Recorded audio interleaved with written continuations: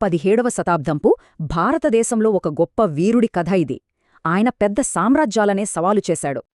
అసలు ఇంతకీ ధైర్యం, అద్భుతమైన వ్యూహంతో స్వరాజ్యం అనే కలను ఎలా నిజం చేశారో చూద్దాం.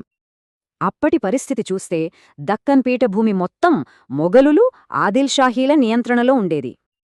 అలాంటి సమయంలోనే శివాజీ అనే యువ నాయకుడు స్వరాజ్యం అనే గొప్ప కల కన్నాడు. అది కేవలం రాజకీయ లక్ష్యం మాత్రమే కాదు, స్వాతంత్ర్యం కోసం దేవుడిచ్చిన ఆజ్ఞగా భావించాడు. అయితే సైన్యంలో, ఆయుధాల్లో వాళ్లకన్నా చాలా చిన్నవాడు. అందుకే సంప్రదాయ యుద్ధం పనికిరాదు. అందుకే ఆయన గెరిల్లా యుద్ధాన్ని ఎంచుకున్నాడు. వేగం, ఆకస్మిక దాడులే ఆయన అసలైన బలం. ప్రతాప్గఢ్ యుద్ధంలో ఆయన తెలివి అమోఘం. బలాన్ని బుద్ధితో ఎలా జయించవచ్చో చూపించాడు.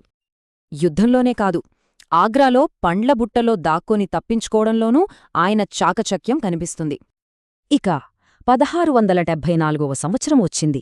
దశాబ్దాల పోరాటం తర్వాత ఆ కల నిజమైన రోజు. శివాజీకి ఛత్రపతిగా పట్టాభిషేకం జరిగింది. మరాఠా సామ్రాజ్యం అధికారికంగా మొదలైంది. అయితే ఆయన కేవలం యోధుడు మాత్రమే కాదు, గొప్ప పరిపాలనాదక్షుడు కూడా. ఆయన పాలనలో న్యాయానికి, మత సహనానికి, ప్రజల సంక్షేమానికి పెద్దపీట వేశారు. చూడండి, పూణే దగ్గర ఒక చిన్న జాగీరుతో మొదలై ఎంత పెద్ద సామ్రాజ్యానికి పునాది వేశాడో. అందుకే ఇప్పటికీ ఆయనంటే కేవలం ఒక రాజు కాదు, ధైర్యానికి, ఆత్మగౌరవానికి ఒక ప్రతీక. మరి ఆలోచించింది, ఒక వారసత్వం శతాబ్దాలపాటు నిలవాలంటే గెలిచిన యుద్ధాల ముఖ్యమా, లేక నిలిపిన ఆదర్శాలా?